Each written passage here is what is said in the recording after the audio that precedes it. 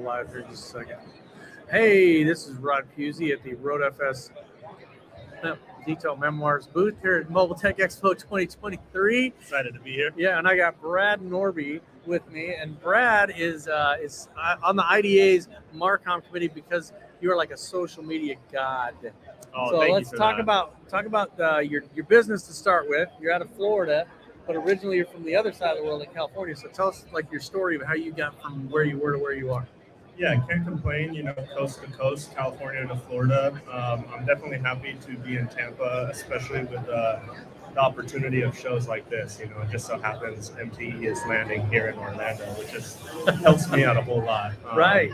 But yeah, started detailing out of high school, kind of some grassroots stuff, and then took that to where we're at today via social media, sharing your work as much as possible. Just overall trying to provide as much value as I can and help everyone out. So one of the things we were talking about off air was the fact that social media is so prevalent now. And I think part of it is trying to get the understanding out there to people of how important it is to have a presence, but not to, there's a fine line between doing social media for detailers and doing social media about detailing. So you do a really good job of that. So how do you see the difference between doing it for detailers versus about detailing? I think it just comes down to self-awareness and what you're doing it for, selflessly or selfishly. I think those are two great things to focus on. I also want to do something selfishly. I like to share my work. I like to look back at what I've done. I like to see the progression I've made over the time. That's all great and good, but the real work starts when you post the content. To me, it's about engagement. It's about providing as much value as possible. So, it's all great to post a Ferrari 458 on your Instagram. We all love to see it. But if you can make the context valuable for everyone else aside from yourself, it's very beneficial, and that's when you're going to see the most growth. Yeah, and I think the idea of it is that people need to realize that it's a great way to promote your work to potential customers, as well as, obviously we all have a little bit of an ego. You want the industry to see it and everything, but each job can promote another job, and it's not about pounding yourself on the chest. It's about connecting with the client in a way that they see, whether it's a scratch or whether it's a full correction or whatever. So let's talk about what it is you provide, your services you provide in your own business. Yeah, real quick to touch on that note is like you'll be shocked at how many people we've all been as a mobile detailer. We've all had someone come up to us while we're working. Hey, can I get your business card real fast? Yeah. We got soap on the car. We got to work quick. We don't want to take away from the job. So having a social media presence or a website or these things are very valuable in the sense of that quick communication with that potential new client. Hey, here's my services. Let me point you to my social media if you would like to check out some of the work. And that's where a lot of that trust is built.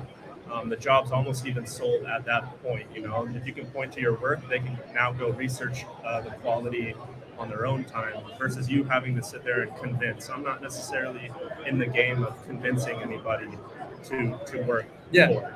Yeah, and I think that part of that is that it sells itself when they can see two things I like to say about social media. One is it sells itself, and the other one is this is your opportunity to absolutely stay positive and professional all the time.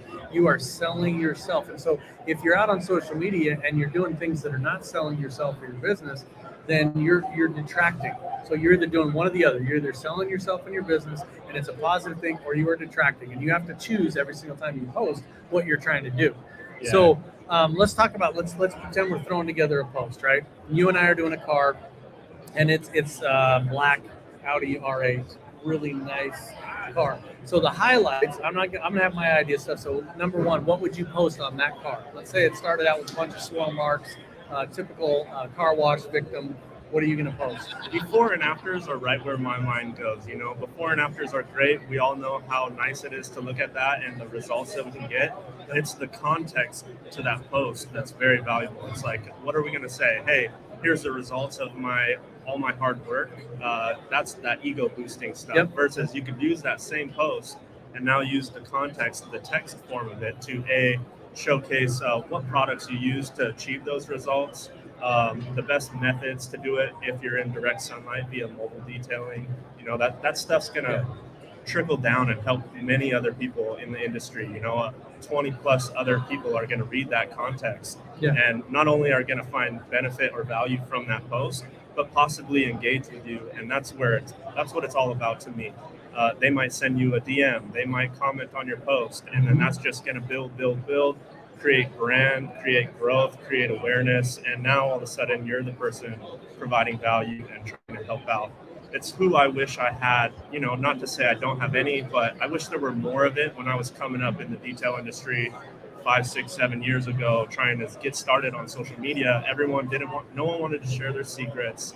It was kind of like, keep your mouth shut because I'm better than you. Let me sign a non-competitive agreement with these people. I feel like that's playing defense.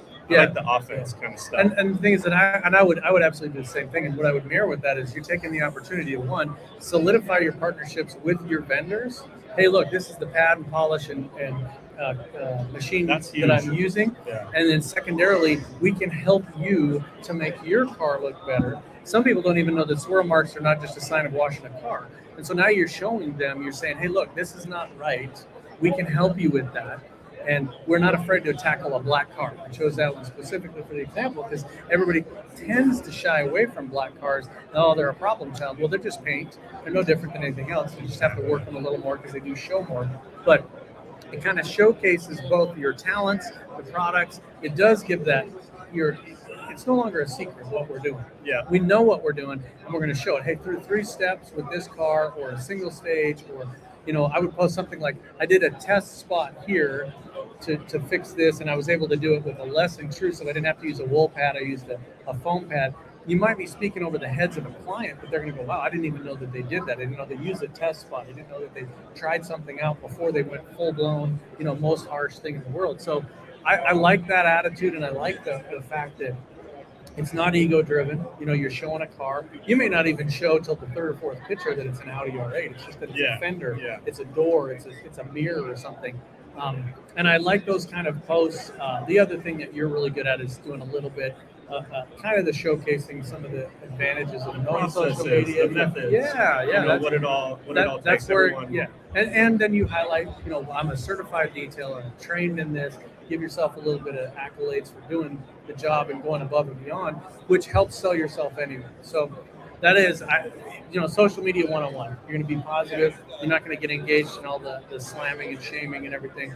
Market to your customers and your vendors, and be a good partner to everybody. Yeah, and some clients or potential clients don't necessarily know what they're looking for. They just want a perfect finish, but when you showcase your work via these methods and stuff like that, they see your social posts. They might find you on Instagram or TikTok, YouTube, Facebook, LinkedIn. Again, need to be a practitioner of all aspects. Even if you have 1 like on that post, that one person you need to care about as if it's 8,000 likes on that post. Yeah. So you really need to. And it can be different in different things. You can take the same post. Jody and I have an example of a post where we posted it on Instagram and everything, and it was okay. And we posted it on other sites and it did well. And then we posted it on YouTube and it did phenomenal. Each one of the social media channels, whether you're talking YouTube, TikTok, Instagram, any of them, even LinkedIn. LinkedIn is a good place to go. Huge for some opportunity. Of the, it's more of a business site, so you need to change your context a little bit. But it's a great way to get business. Look into all of them, and then contact somebody that don't reinvent the wheel. Learn how to do it from somebody else. Yeah, and I'm happy you touched on that just real quick on that subject. Is each platform, myself included. You make a post on Instagram, you make a video on TikTok, you might post that to Instagram and post the same video to YouTube Shorts and post the same. And I understand that's sharing the work. I do it still till this day.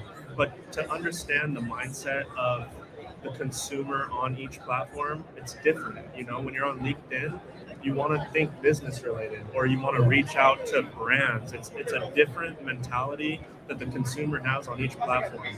Instagram can be a little inspirational or educational versus YouTube can be educational. One can be entertainment or escapism, like TikTok tends to be that way. Yeah. So you really got to pay. That's why a lot of this, the TikTok content of mine is short, quick snippets. It's entertainment, but it's also educational if you're a detailer. But for the consumer, it's entertainment. Hey, here's a car getting washed. But if you're a detailer watching that, it's like, oh, so he did the brush with the this, and then the APC, and then you get to see kind of some methods. Yeah. And then what I like to do is, for instance, if I have a full YouTube, let's say we take this podcast and we do a YouTube, we'll cut out shorts, pull out little clips of about 30 seconds to get people enticed to go in and look at some of the other ones. Huge. So that is a great way to do it. You can break your content up, and it is time consuming. People say, well, I don't have the time. I'll tell you what, you have to make the time to do it, but set aside a day to do editing, set aside a day to do different things. And you just have to remind yourself, like we do our podcast every week at the same time on the same day. Now we record ones. Consistency. It's consistency and make sure that you are, you can always change, but change and give it some time. And if it's not making an impact, do something different. Don't be afraid to change. If it change, we've changed the logo of this podcast 3 times. It hasn't affected it in a negative way. To be able to do that is huge because you never know what's going to work, what's not going to work. Being able to try new methods is very important. So I believe in that the most, and not judging yourself along the way. Yeah, you got to be easy on yourself, because you can judge yourself too harshly. And you're like, oh my gosh, I put up that post and it didn't do anything. Nobody watched it. I didn't get any likes. But it's not about that. It's about what does it draw down the road. And the things that you're doing today are going to drive business to you 2-3 years down the road. I'll give a perfect example is the minute the doors opened today, I had a gal walk up, and she actually she listens to our podcast, she watches it on YouTube, and she talked to us a year ago at Multi-Tech Expo, and she said, I'm finally ready. Oh, I love that. You don't worry about today. It's about what is going to happen the next 2 to 3 years. Set goals. I know a lot of people in social media stuff and in business, we might set goals that are not realistic, that are not achievable. I'm going to get $10 million in the next 2 years. No, you're not. Set a reasonable goal. Say, I want to increase by 25% this year. And then you have to have, how are you going to do that? Yeah, your actions have to match your ambitions. You know, what are you looking to achieve? And then are you doing everything necessary to achieve those goals? Yeah. You know? So how often do you check in with yourself on those goals that you set? Constant basis. You know, I'm my Trick question. I'm my biggest critic for sure, but at the same time, that aspect of judgment is still at play. I definitely don't judge myself. I have in the past, and I've gotten into some places where all of a sudden you're not producing. You're on a stagnant lane, and that's never beneficial for you or the end consumer or anyone else. So it's interesting. I actually heard some stuff the other day. I was watching a thing it was actually Pitbull of all things, and he was saying there's no failure, there's only opportunity. 100%. Yeah, and it literally, you have to stop beating yourself up. You can have a horrible month, and I'll look at Jody and I'll say, wow, I'm glad that's out of the way. And you have to find a way to make it positive. You know, take a failure as a learning, you know, take a missed opportunity as an opportunity to go find another one. And you know, you got to be in it for the long game. A lot of people I know are trying to jump in and jump out and be a millionaire in 2 years, and that's few and far between. So there's no shortcut, right? There's no shortcut. Exactly. You got to be patient. You got to put in the work. Have consistency. You got to try to build legacy. You know, versus what are you going to leave behind? What's the message you're trying to portray? Or are you? I talk about it often, and it's like if you're in it for the quick buck or the quick cash, just like a mobile detailing setup. If you're doing this for the money, it's probably not going to pan out in the long run. You'll burn out. You'll come across these things like burnout, and you'll be less driven to achieve those long-term goals. Of success. So. And I think that's the key, is that there's so many people. Randy Doyle touched on it yesterday. There's so many people that believe that I just have to work harder at it. And a couple of years ago, it really was the mentality was I have to get up at 3:00 in the morning because my competition's getting up at 6. I have to work 7 days a week because you know they're only working 5, and you can only work so much. And if you can't make it work, I used to years and years ago, I managed a global team of people at a semiconductor manufacturing company. And I got into an argument with one of the VPs of the company, and she said, you're rewarding this guy, but he only puts in 40 hours a week. I got a guy over here that works 60 hours a week. He's the one that should be getting rewarded. And I said, no, I'd rather reward the guy that can do it in 40 hours than the guy that takes 20 extra hours. The efficiency. You've got to be more efficient, right? Yeah. So let's tell people where you're at, where you're located, how they can get a hold of you, your TikTok, and all the social media stuff. Yeah, thank you for that. Brad Nordby with Perfect Detail USA. I'm located out of West Chase in Tampa, Florida. You can reach out to me on Instagram, TikTok, Facebook, LinkedIn, YouTube, Perfect Detail USA. If you want to just send me over a message, I'd be more than willing to help out. And we can just go from there. But feel free to reach out. I would love to help out if you have any questions regarding your business, EQ, anything of that nature. Awesome. Thank you very much. We'll see you guys. We're here all weekend at Mobile Tech 2023. Thanks.